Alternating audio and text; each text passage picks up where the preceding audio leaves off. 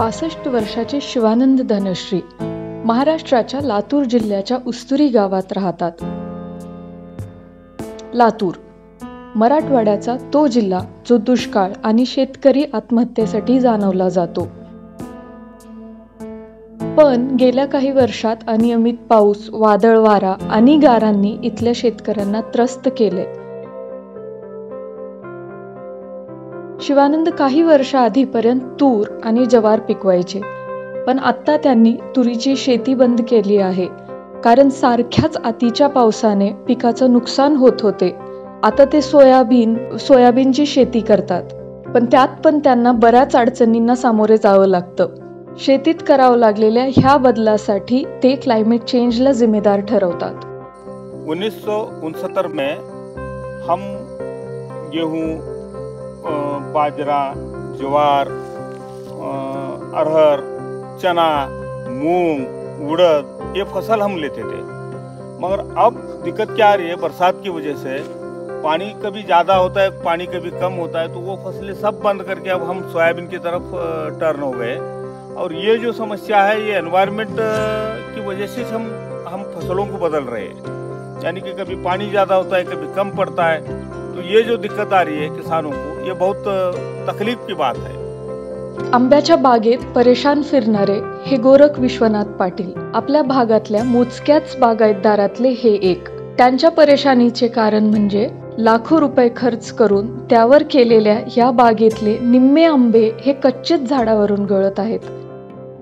यांच्या भागातली शेती सुद्धा पूर्णपणे पावसावर अवलंबून असते. पाऊस जर पडला तर ठीक, नाही तर शेतकऱ्याचा वर्षच वाया जातो. गोरख पाटील प्रश्न विचारतात, जर प्यायलाच पाणी नसेल तर शेती कशी करायची? बाग बोले तो पानी अगर अच्छा रह गया, सीजन अगर ये हो गया तो पानी रहता है, नहीं तो पानी हमारे इधर पीने को पानी नहीं मिलता है मेन बोले. और फसल ही एक आती है हमारे तुअर और सोयाबीन होता है, वो भी पानी अगर अच्छा रह गया बारिश तो आती है. अगर 15-20 दिन अगर आगे गया तो ख़त्म, उसका कुछ आना जाना कुछ भी नहीं. आत्महत्या उसके वास्ते तो आत्महत्या कर लेते हैं. अब हमारे भगवान के ऊपर जीवन है, पानी गिरा है तो पिक ये होता है, नहीं गिरा है तो अपन फिर ब्याजी बेटी निकालना और वो डालना. नहीं पिक गए तो ख़त्म, वो साहूकार तो बैठने नहीं देते अपने को. कर्नाटक महाराष्ट्राच्या सीमावर्ती भागातील अनेक शेतकरी आणि संवेदनशील लोक हवामान बदलाच्या कहाण्या सांगतात. पानी का तकलीफ है ना इधर महाराष्ट्र में. पानी ज़्यादा भी होता है, कब कम होता है. हाँ, और ये धुई का वातावरण है कि इधर सब धूल की आंधी. हाँ, आंधी. हाँ, पहले ऐसा नहीं होता था. नहीं ऐसा नहीं था पहले. करावती पाटील ते बाई ती सीता हमसे माळावर आहे आणि तो पानी नहीं है. अभी ये वातावरण है खराब, ऊपर से वातावरण से खराब है. वो आम गिर चुके जा रहा है, उसको क्या वो डेट खराब हो रहा है, उसको धूप लग रही है डेट को, वो धूप लग के वो गिर के जा रहा है आम. यहाँ पर क्या है, बारिश काफ़ी अनइवन बारिश होती है. तो जब भी बीज बोया जाता है तो बीज बोने के बाद में पता नहीं होता कि आज बारिश होगी या नहीं होगी. तो जनरली क्या होता है कि 7 या 10 जून के आसपास बारिश होगी, इस हिसाब से बीज बोते हैं कि पहली बारिश के बाद में. तो कभी कभी क्या होता है, कभी कभी आजकल तो काफ़ी कॉमन हो गया, तो दूसरी बारिश नहीं होती. दूसरी बार तो पहली बारिश और दूसरी बारिश के बीच में वो सीड चला जाता है, वो बीज उगता ही नहीं है. तो फार्मर को जो है वापस से बीज बोना पड़ता है. तो उसमें जो खर्चा है कि 2-2 बार बीज खरीदो, बीज बो, और मजदूरी होगी, सारा हो गया, और टाइम, ये सारी चीज़ों में काफ़ी टाइम वेस्ट हो जाता है और पैसा भी वेस्ट हो जाता है. तो इससे लोगों ने क्या किया है, ये काफ़ी कॉमन चीज़ है. मतलब आप अगर 10 लोगों को पूछोगे तो 10 में से 7-8 तो तुमको बोलेंगे कि हाँ हमने इस बार डबल पेरनी कर ली, 2 बार हो गया, 3 बार हो गया, कई बार. तो एक बार में अगर एक बार सीड बोया तो उसके बाद में वो उगेगा, इसका चांसेस हार्डली 1 से 2% है. तो इसके वजह से कुछ अभी government of Maharashtra, forest department, ये लोग भी पुश कर रहे हैं एग्रो फॉरेस्ट्री वगैरह के लिए कि तुम फल के पेड़ लगाओ कि एक बार तुम लगा दोगे तो उसके बाद में तुमको रिकरिंग बेनिफिट आते रहेगा उससे। पर उससे क्या हो रहा है, अभी अब आपने जो आम के खेत वगैरह देखे तो उससे वो बारिश तक अच्छा है, उसके बाद में दिवाली तक अच्छा है, पर जो मेन आम का जो सीज़न है समर, उसमें उसको पानी नहीं मिल रहा है, या फिर जो ज़्यादा धूप लग रही है तो ज़्यादा धूप से वो जो आम है उस पर दाग पड़ जाता है। दुष्काळ, अवकाळी पाऊस, गारा, वादळ वारा ह्याने फक्त मराठवाडाचाच शेतकरी नव्हे तर महाराष्ट्रातील इतरत्र भागातील शेतकरी सुद्धा त्रस्त आहेत। नैसर्गिक आपत्ती आणि एक्स्ट्रीम वेदर इव्हेंट्समुळे गावागावातले लोक त्रस्त आहेत। लातूरपासून सुमारे 500 किलोमीटर दूर असलेला कोस्टल एरिया कोकण आपला सुंदरता, हापूस आंबे, काजू आणि किनारपट्टीसाठी ओळखला जातो। कोकणातले रत्नागिरी, सिंधुदुर्ग आणि रायगड हे 3 जिल्ह्यात हापूस, काजू, भाताची शेती आणि टुरिझम हे मुख्य आजीविकेचे साधन आहेत। पण दुर्दैवाने त्यांच्यावर पण क्लायमेट चेंजचे काळे डोंगर उभे आहेत। सिंधुदुर्ग जिल्ह्याच्या आंब्याची शेती करणारे रघुवीर चौगुले असो की काजू आणि फणसाची शेती करणारे हरिश्चंद्र देसाई किंवा ह्यांच्यासारखेच बरेच शेतकरी सगळे एकच गोष्ट सांगतात, गेल्या काही वर्षात पर्यावरणात असा काहीतरी बदल घडला आहे कि खेती बागवानी करना खूपच कठिन झालंय। क्लाइमेट ने बहुत हमारे पास नाइंसाफी की है। नाइंसाफी बोले तो ऐसा है कि जो एक अभी आज के दिन 4,500 रुपया 5 डजन के एक पेटी का भाव है, फिर भी वो इतना आम पकता ही नहीं। कर्नाटक में 1 हेक्टर में 12 टन आता है और सिंधुदुर्ग में अभी इस साल का जो है तो 2 टन ही है सिर्फ 1 हेक्टर में। इतना कम आया, क्यों आया? तो उससे हिसाब है क्लाइमेट, और क्लाइमेट से बहुत नुकसानी होती है। पहली नुकसान ये होता है कि क्लाइमेट बदलने के बाद यानी भौतिक रचना बदलने के बाद क्या होता है कि आम गिरने का गिरावट ज़्यादा होती है। दूसरी बात यह है उसमें वो कीड़ा लगने को चालू होता है। तीसरी बात यह है कि आम बढ़ता नहीं। चौथी बात यह है कि आम जल्दी तैयार होता नहीं। बहुत अड़चने, बहुत दिक्कत है। निसर्ग के खिलाफ अब बुरा बर्ताव करोगे तो निसर्ग भी करेगा ना। यही कारण अभी निसर्ग ने जल्दी बारिश, यानी बारिश का मौसम 4 महीने का है, अभी पूरा बरस भर बारिश आ रहा है। ठंडी के मौसम में ज़्यादा ठंडी गिरी नहीं, गिरी तो लेट गिरी। लेट गिरने के बाद तो बहुत मोर आया, फिर भी वो उसका मेल फ्लॉरिंग ज़्यादा आया। उसके बाद गिरावट चालू हुई, बहुत आम गिर गया। इतना आम गिर गया कि सिर्फ 10% भी बचा है। मोर आने को जब भी शुरुआत हुआ तो पूरा बारिश हुआ, बारिश से पूरा मोर खराब किया, सड़ गया मोर। फिर बड़ा बड़ा आम भी गिर गया, उस पर दाग गिर गया बारिश की वजह से। फंगीसाइड बोलता है, वो फंगीसाइड हुआ, बड़ा बड़ा आम सब गिर गया। ऐसी परिस्थिति इधर हुआ है। अभी फिर क्लाइमेट बाद में ठंडी भी बढ़ गया, ठंडी बढ़ गया। जो हापुस को 18-20% ठंडी चाहिए वो ठंडी नहीं, उससे भी कम हुआ, 12-13 डिग्री ठंडी हुआ। वो ठंडी की वजह से पूरा आम गिर गया। फिर ठंडी, इतना ठंडी नहीं चाहिए हापुस को। ऐसा क्लाइमेट से फिर अभी गर्मी हुआ, परसों टेम्परेचर बढ़ गया। वो टेम्परेचर से आम जो बड़ा था वो भी आम गिरने को लगा। 40, 42, 43 डिग्री तापमान हुआ। वो तापमान की वजह से बड़ा बड़ा आम गिर गया। अभी ये 2-3 साल ही ऐसा शुरू हुआ है, 3 साल हुआ है। कुछ ना कुछ ऐसा मौसम का, हवामान का, क्लाइमेट या ऐसा चेंज होता है। ये जो फूल आप देख रहे हैं, ये ऐसे फूल आने के बाद ये जो डंडी बाहर निकलती है उसमें से काजू का फल बाहर आता है।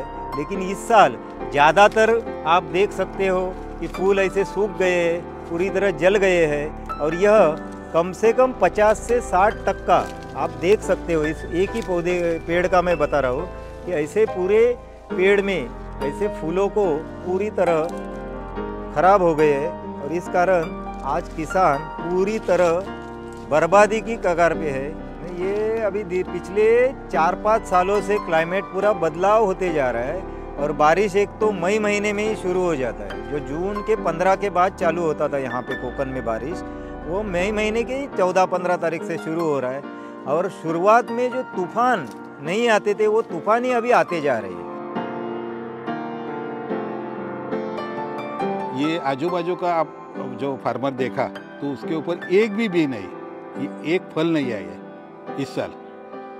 बारिश तो ज़्यादा हुआ इस साल, 1.5 महीना ज़्यादा बारिश गिरा। और बाद में हमको लग रहा था उसको जो ये आता है ना, फ्रूटिंग आता है, कैशू को ज़्यादा फ्रूटिंग आए तो उसका जो ये रहता है फल ज़्यादा आएगा ऐसे लगता था। बाद में मौसम बदल गया, वो ये पड़ गया स्नोक, उससे सब बाद हो गया। ये हवामान का बहुत अभी ये 5-10 साल में बहुत फर्क हो रहा है। फार्मर को गारंटी कुछ नहीं रही आए मिलेगा, लेकिन तो फार्मर को कुछ तो गॅरंटी होना मागता है ना। कोकणात एक मोठी संख्या मासेमारांची पण आहे। बदलता हवामान त्याच्या अडचणींना पण कारण बनत आहे। क्लाइमेट बदलता है, जो भी कभी कभी अचानक यानी जहाँ पर बारिश नहीं बरसती तो उस मौके पर भी बारिश बरसती है, और फिर समंदर भी थोड़ा रफ हो जाता है यानी रफ से होता है। तो इस तरीके से बहुत सारी समस्याएं हमारे ऊपर आती हैं। एक 10 साल का पहले अगर हम जाएंगे पीछे तरफ जाएंगे तो देखेंगे तो 10 साल पहले ऐसा कुछ नहीं था। तो यानी क्लाइमेट जब बारिश का मौसम होता है तभी बारिश बरसती थी, हवाएं भी उसी वक्त चलती थी। लेकिन अभी फ़िलहाल 10 साल के बाद देखेंगे तो इस वक्त फ़िलहाल इस समय तो कभी भी बारिश बरसती है, कभी भी जो हवा निकलती है, कभी भी क्लाइमेट बदल जाता है, तो बहुत सारी दिक्कत होती है। महाराष्ट्राच्या कृषी अर्थव्यवस्थेची धुरा असलेल्या पश्चिम महाराष्ट्रालाही हवामान बदलाचा फटका बसत आहे। हे क्षेत्र उत्तम शेतीसाठी नवनवीन प्रयोगांसाठी ओळखले जाते। सांगली, कोल्हापूर, सातारा, सोलापूर, पुणे येथे ऊसाचे बंपर उत्पादन होते, तर नाशिक आणि पुणे येथे द्राक्षे आणि भाजीपाल्याचे उत्पादन होते। नाशिकचा कांदा आणि द्राक्षे जगभरात जातात। पण याच नाशिकमध्ये 2022 साली अनेक शेतकऱ्यांनी द्राक्ष बागा उद्ध्वस्त केल्या, कारण द्राक्षे काढणीपासून फळे येण्यापर्यंतच्या क्लायमेट क्राइसिसमुळे त्यांना त्रास होत होता। कभी तापमान बढ़ जाता है, ज़्यादा ही तापमान बढ़ने से भी अंगूर में जो गुच्छे तैयार होने की जो समस्या है, वो स्थिति है, वो नहीं होती, गुच्छे तैयार नहीं होते। छटनी के बाद में, जैसा कि महाराष्ट्र में हम छटनी करते हैं, अक्टूबर में एक छटनी, फल छटनी बोलते हैं। फल छटनी के वक्त अगर हम बारिश अगर आ जाती है, काफ़ी जोर से बारिश हो गई और गुच्छे अगर प्री ब्लूम स्टेज में अगर है, फुलोरा अवस्था के पहले, तो वो सड़ जाते हैं और उसके ऊपर डिसीज आ जाता है। डिसीज आ जाता है। कभी हार्वेस्टिंग का जो समय है फसल निकालने का, उस समय अगर बारिश आ जाती तो मनी उसके गुच्छे पूरे फट जाते हैं और वो सड़ जाते हैं। वो तो किसान का नुकसान होता है। या ये अनसीजनल रेन्स और ज़्यादा तापमान के कारण होता है। ये गए 3-4 साल से हम देख रहे हैं कि कभी अनसीजनल रेन्स का सामना किसान को बहुत बार करना पड़ता है फसल निकलते वक्त। और जब तापमान कहीं बढ़ जाता है तो उसमें पानी नहीं होता है, पानी की किल्लत होती है। उस समय में भी और ऐसी चीज़ें होती है कि वहाँ पर ग्रोथ नहीं होती। ग्रोथ अगर टहनी की अगर ग्रोथ नहीं हुई, बढ़ा नहीं, तो उससे क्या करेगा, उससे कुछ मिलेगा नहीं उससे। तो ये भी सारी समस्या है वहाँ पर, कभी पानी के कारण, कभी ज़्यादा पानी के कारण, तो कभी कम पानी के कारण। 4-5 साल से तो ये भी किसान 3 से 4 साल से तो देख ही रहा है वो।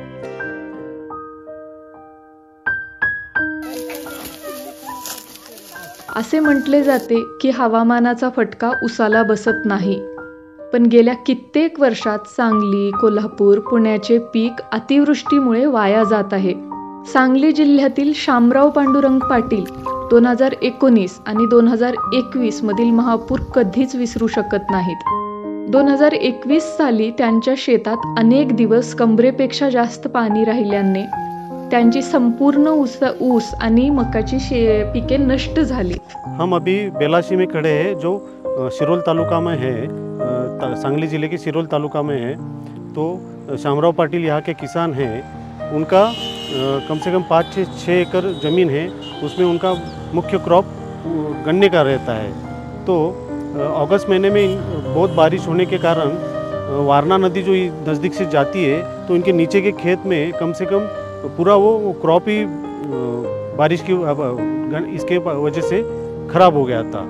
साल 2019 में मैं यहीं पे कारणबाड़ी एक गांव है, वहाँ पे आया हुआ था, सांगली ज़िले में ही। वहाँ पे किसान हैं सुरेश कबाड़े जी, जिन्होंने हमें बताया था, और हमें उस वक्त यकीन नहीं हो रहा था कि वहाँ से जो कोल्हापुर से जो नदी आ रही है उनकी तरफ आ रही थी। उस नदी को दिखाते हुए बताया था कि बिजली के तार निकले हुए थे और उस पर कुछ पुआल टंगा हुआ था, मतलब जो गन्ने का जो पाती वो लगी हुई थी। उन्होंने कहा कि यहाँ बाढ़ आई थी, तो मुझे लगा कि शायद ये कुछ ज़्यादा बोल गए हैं। उनके साथ अमोल पाटिल भी थे, मैं उन दोनों किसानों का नाम जानता हूं, जिन्होंने कहा तो बताया मुझे कि यहाँ पे इतनी बाढ़ थी, उस खेत को दिखाया कि बिजली के खंभे के बराबर बाढ़ थी यहाँ पे। 2012-13 से पहले यहाँ पर ओले गिरते हैं हर प्री मानसून सीज़न में, मतलब मार्च, अप्रैल, मई में गिरते हैं ओले।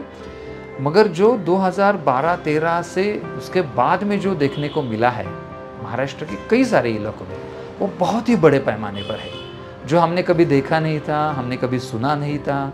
अनुभव करने की बात तो अलग ही है। सो यह एक बदलाव है जो हमें फसल पर भी उसका असर होता है, मौसम पर भी उसका असर होता है, और लोगों की कई सारी जो उनके उद्योग होते हैं, कई सारे लोग व्यवसाय करते हैं, उस पर भी उसका बहुत ही बड़ा असर होता है। हवामान बदलाचे विपरीत परिणाम महाराष्ट्रात अनेक वर्षापूर्वी दिसून येत होते। राज्याचे माजी कृषी उत्पादन आयुक्त डॉक्टर कृष्णा लवेकर सांगतात की महाराष्ट्रातील शेतकऱ्यांना हवामान बदलामुळे अनेक समस्यांना तोंड द्यावे लागत आहे। यानी महाराष्ट्र के फार्मर जो फेस कर रहे हैं आज, जो मुकाबला कर रहे हैं, उससे मुकाबला एक्सट्रीम रेनफॉल का है, एक्सट्रीम विंटर का है और एक्सट्रीम हीट का भी है। पूना रीजन जो है यहाँ पे ज़्यादा करके पूना या कोल्हापुर या वेस्टर्न महाराष्ट्र का जो एरिया है, वो वेस्टर्न महाराष्ट्र में शुगर केन का क्रॉप ज़्यादा है। अब इस साल क्या होगा कि जब पानी ज़्यादा होता है, ये पानी जब ये एक्स्ट्रा जो अपने पास रेनफॉल हो रहा है अभी, वो रेनफॉल 2-3 दिन में होता है, लेकिन इंटेंसिटी ज़्यादा होता है। उससे क्या होता है, जो ऑपरेशन उनको करने के, वो ऑपरेशन करने को टाइम नहीं मिलता, इसलिए उसका परिणाम उसके ऊपर होता है। तो शुगर केन की पे फरक पड़ता है। हवामान आणि पर्यावरणातील दीर्घकालीन बदलाला सोप्या भाषेत हवामान बदल म्हणतात। त्यामुळे जगाच्या कानाकोपऱ्यातील शेतकरी त्रस्त आहेत, पण भारतातील शेतकऱ्यांच्या अडचणी त्याहूनही जास्त आहेत। येथे जाणून घ्या की हवामान बदल कसा होतो। जीवाश्म इंधने म्हणजेच पेट्रोल, डिझेल, कोळसा आणि इतर नैसर्गिक वायूंच्या अंधाधुंद दहनामुळे, कार्बन डायऑक्साईड आणि मिथेन सारख्या हरितगृह वायूमुळे म्हणजेच ग्रीनहाऊस गॅसेसमुळे पृथ्वीचे तापमान वाढले आहे। याशिवाय वृक्षतोड, पर्वत आणि नद्यांचे उत्खनन, ग्रामीण भागातील वाढती जंगले ही वातावरणातील बदलाच्या आगीत इंधन म्हणून काम करत आहे। विकासाच्या नावाखाली टेकड्या कापल्या जात आहेत, सरपटणाऱ्या वाहनांसाठी बोगदे खोदले जात आहेत, नद्यांवर पूल केले जात आहेत, पर्यावरण धोक्याच्या घटना वाढल्या आहेत। या समस्यांना तोंड देण्यास सरकार तयार दिसत नाही। प्रसिद्ध शास्त्रज्ञ, पर्यावरण तज्ञ आणि प्राचार्य माधव गाडगीळ अनेक दिवसापासून सरकारांना अशा धोक्यांचा इशारा देत आहेत। पहाड़ में जो रास्ते बनाए और उसके रास्तों के लिए जो रॉक क्वारीज या मराठी में हम पत्थर की खुदान करके खुदाने होती है ना, और उससे बहुत बुरा परिणाम हो रहा है। और उससे जो पानी के स्रोत है उन पे बुरा परिणाम हुआ है। तो ये कंपाउंड इफेक्ट है, एक तो क्लाइमेट का और इंटेंस रेन का, मगर उसके साथ ही human interference, specially in terms of these rock quarries, बहुत बड़े पैमाने पे, और ये बहुत इलीगल है और इनसे बहुत पैसा करते हैं और ये बहुत भ्रष्टाचार चलते हैं। इसलिए तो चाहिए लोगों को, माने राजकीय नेताओं को, कि हम इंफ्रास्ट्रक्चर डेवलप कर रहे हैं और उससे देश की तरक्की हो जाएगी। उससे देश की क्या तरक्की हो रही है मुझे पता नहीं है। कंस्ट्रक्शन के लिए कंस्ट्रक्शन मटेरियल और जो क्वारीज बन गई है, हज़ारों बन गई है वेस्टर्न घाट पे, उनसे बहुत बड़ा विध्वंस हो रहा है। झाडे तोडली जात आहेत, जंगलांना आग लागली जात आहे। अनेक ठिकाणी शेतकरी स्वतःच नकळतपणे हवामानात आणि वातावरणात विष विरघळण्याचे काम करत आहेत। शेतात पिकांचे अवशेष जळत होते, त्यांच्या तात्कालिक फायद्यासाठी ते माती आणि हवेचे मोठे नुकसान करत आहेत। United nations international government panel IPCC म्हणजेच तज्ज्ञ शास्त्रज्ञांचे पॅनल असे म्हणत आहे की हवामान बदलाचा सर्वात मोठा परिणाम आपल्या अन्न सुरक्षेवर होणार आहे. ज्येष्ठ पत्रकार आणि लेखक हृदयेश जोशी, ज्यांना ग्राहक बदलाची सखोल माहिती आहे, ते या विषयावर वारंवार लिहितात आणि या भयानक धोक्याचे गांभीर्य स्पष्ट करतात. तापमान बढ़ने का सीधा सा मतलब ये है कि जगहों पर, अलग अलग जगहों पर अप्रत्याशित घटनाएं होंगी. जैसे हम देख रहे हैं कि दिल्ली में, लखनऊ में, वाराणसी में, भुवनेश्वर में, मराठवाड़ा में, विदर्भ में तापमान बहुत ज़्यादा गर्म हो रहा है, लंबे सूखे पड़ रहे हैं. इसी तरह हो सकता है कि हमें बहुत ही प्रलयंकारी बाढ़ का सामना करना पड़े. ऐसा हो सकता है कि कई जगह इतनी ओलावृष्टि हो जाए, कई फुट की ओलावृष्टि हो जाए. हमने देखा था पिछले कुछ वक्त पहले, कुछ साल पहले 2019 में तस्वीरें आई थी पंजाब से, और पंजाब से तस्वीरें आई थी और लोगों ने कहना शुरू कर दिया था कि बर्फ पड़ गई है उन तस्वीरों को देख. असल में ओलावृष्टि जो है वो कई फुट जो है, कई इंच ऊंची ओलावृष्टि वहां हो गई थी और किसान रोने लगे और कहने लगे कि हमारी फसल का मुआवजा कौन देगा. टिड्डियों के जो हमले होते हैं, जो पश्चिम की ओर से आते हैं, अफ्रीकी देशों से, पाकिस्तान से, ईरान से होते हुए टिड्डियां आती हैं. पहले वो रुक जाती थी, राजस्थान तक, उनका गुड़गांव तक, दिल्ली तक भी असर होने लगा. अब वो पहुंचने लगी है झारखंड तक. तो टिड्डियां जब आती हैं तो किस तरह से पूरी की पूरी फसल को चट कर जाती हैं. तो किसान जो हमारा है वो चौतरफा हमले झेल रहा होगा. वो हमले झेल रहा होगा पानी के संकट की वजह से, बाढ़ के संकट की वजह से, ओलावृष्टि की वजह से, लंबे सूखे की वजह से और टिड्डियों के हमले की वजह से. तो चौतरफा संकट उनके साथ ये मौसम तापमान में वृद्धि लाने वाला है. हवामान बदलाचा परिणाम शेतकऱ्यांच्या नुकसानापुरता मर्यादित नाही. केवळ भारतच नाही तर संपूर्ण जगाची अन्न सुरक्षा आपल्या अन्न बाजारपेठ आणि अर्थव्यवस्थेशी निगडीत आहे. मान्सून चांगला झाला, उत्पादन चांगले आले तर अर्थव्यवस्था चालते. शेतकऱ्याच्या खिशात पैसा, बाजारात पैसा, बाजार भरराटीतला येईल. पण मान्सूनच्या गळतीतून उतरल्यावर सगळीकडे निराशेचे सावट असते. कमोडिटी मार्केटमध्ये अस्थिरतेवर हवामानाचा पूर्ण परिणाम होतो. कांदा पिकाचे उदाहरण जे महाराष्ट्रातील कमोडिटी तज्ञ दीपक चौहान देतात ते वैशिष्ट्यपूर्ण आहे. वेदर ये किसानों को इम्पैक्ट नहीं करता खाली, तो वेदर हमारा पूरा एग्रीकल्चर इकोनॉमी को, पूरा एग्रीकल्चर सप्लाई चेन को डिस्टर्ब करता है. और ये जो हाई प्राइसेस, कभी कभी हम देखते हैं कि छोटे अवधि के लिए प्राइसेस बहुत ज़्यादा बढ़ जाते हैं और बहुत ज़्यादा चर्चा होती है, तो इसका रिलेशन वेदर से है. हम वेदर के संदर्भ में कैसे डील करते हैं, हम कैसे उसको प्रिकॉशन या पूर्व सूचना के तहत हम जोखिम कम करते हैं, ये सारी चीज़ें हैं. ये जो हम फिनोमेना देख रहे हैं पिछले 2-3 सालों से, मुझे लगता है कि इसका इम्पैक्ट ओनियन का जो बैलेंस शीट रहता है साल भर का, कितना प्रोडक्शन है, कितना डिमांड है, तो उस पर जरूर आएगा. हमारा एक्सपोर्ट गिरता जा रहा है, डोमेस्टिक सप्लाई में हम जितना बढ़ोतरी करना चाहते हैं उतना हो नहीं रहा है. और सबसे बड़ी चीज़ क्वालिटी, हम उस क्वालिटी का प्याज उगा ही पा नहीं रहे हैं जिस क्वालिटी की मार्केट में डिमांड है. तो सब स्टैंडर्ड माल आ रहा है, तो उपभोक्ता को खाली रेट का मसला नहीं है, तो क्वालिटी भी खराब मिल रही. म्हणजेच बदलते ऋतू केवळ उत्पादनात घट, पाण्याची टंचाई, सुपीक नसलेली जमीन एवढ्यापुरते मर्यादित नाही. त्याचा थेट परिणाम आपल्या आरोग्यावर, आपल्या खिशावर होत असतो. पण बऱ्याचदा तो थेट परिणाम आपल्याला दिसत नाही. अलीकडची विक्रमी उष्मा हे फक्त एक उदाहरण आहे. पृथ्वीचे तापमान आणखी थोडे वाढले तर विनाशाची व्याप्ती खूप मोठी आहे. वाढत्या तापमानामुळे सुनामीचे धोके, आपत्ती अनेक पटीने वाढू शकते. यंदाच्या विक्रमी उष्णतेमध्ये तुम्ही सर्वजण होरपळून निघाले, पण या उष्णतेचा शेतीवर कसा परिणाम झाला? 2022 मध्ये गव्हाचे कमी उत्पादन हे त्याचेच उदाहरण आहे. उत्पादन कमी, मागणी जास्त म्हणजे महागाई. पिठाचे दर, गुरांचा पेंड तिप्पट महाग झाला आहे, याची सर्वांनाच कल्पना आहे. तज्ज्ञांचे म्हणणे आहे की तापमान जसजसे वाढेल तसतसे भारतातच नाही तर जगातील अनेक पिकांचे उत्पादन घटेल, अनेक पिकांची वाढ थांबू शकते. केवळ या आपत्तीचा फटका शेतकऱ्यांना बसणार नाही.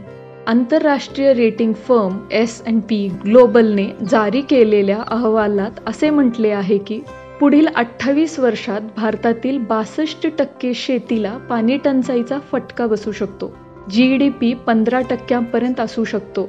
अहवालानुसार तापमानात 1.6 अंश सेल्सिअसच्या वाढीसह सुमारे 8% जमीन शेतीसाठी अयोग्य होईल. त्याचा थेट परिणाम अन्न सुरक्षा, उत्पन्न आणि आरोग्यावर होईल. जब रियो वार्ता शुरू हुई थी 1992 में, तो ये लक्ष्य रखा गया था कि 2100 तक, इस सदी के अंत तक हम क्या ये कोशिश कर सकते हैं कि धरती के तापमान वृद्धि 1.5 डिग्री से ज़्यादा ना हो. इसका मतलब ये है कि 1850 जिसे हम लक्ष्मण रेखा मानते हैं, प्री इंडस्ट्रियल टेम्परेचर कहते हैं, वहाँ से हमारा 2100 तक तापमान 1.5 डिग्री से ज़्यादा न बढ़े. जैसे जैसे रिपोर्ट्स आती गई, क्लाइमेट चेंज की, आईपीसीसी की रिपोर्ट्स आती गई, हमें पता चलने लगा कि 1.5 डिग्री तो नहीं रुकने वाला. फिर हमने कट ऑफ बनाने की कोशिश की कि क्या 2050 तक 1.5 डिग्री रुक सकता है. वो भी नहीं होने जा रहा. अभी जो ताज़ा रिपोर्ट आई है WMO की, उसने कहा है कि अगले 5 साल में ही हम 1.5 डिग्री का टेम्परेचर को क्रॉस कर रहे हैं. 1 साल कम से कम हमारे पास ऐसा हो सकता है, 50% उसका चांस है, जो 1.5 डिग्री टेम्परेचर की दहलीज को हम क्रॉस कर रहे हैं. अब अरविंद, ये बात समझने की जरूरत है कि 1.5 डिग्री और 2 डिग्री का जो अंतर है, वो 2 डिग्री और 2.5 डिग्री का अंतर नहीं है. ये ग्राफ एक्सपोनेंशियल ऊपर जाता है.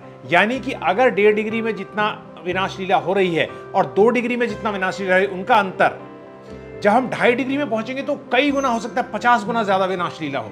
ऐसा नहीं है कि 1.5 और 2 के बीच का जो अंतर है वही 2 और 2.5 के बीच में भी होगा. तो वैज्ञानिक ये कह रहे हैं कि अभी जो स्थिति है उस हिसाब से तो 4 डिग्री तक टेम्परेचर बढ़ सकता है इस सदी के अंत तक. तो ये एक बहुत बड़ी संकट है कि हम क्या कर रहे हैं. अमेरिकेच्या कृषी विभागाने नैसर्गिक आपत्तींशी लढा देणाऱ्या शेतकऱ्यांना मदत करण्यासाठी आणि ग्रामीण अर्थव्यवस्थेला वाचवण्यासाठी 10 अब्जाची आर्थिक मदत जाहीर केली आहे.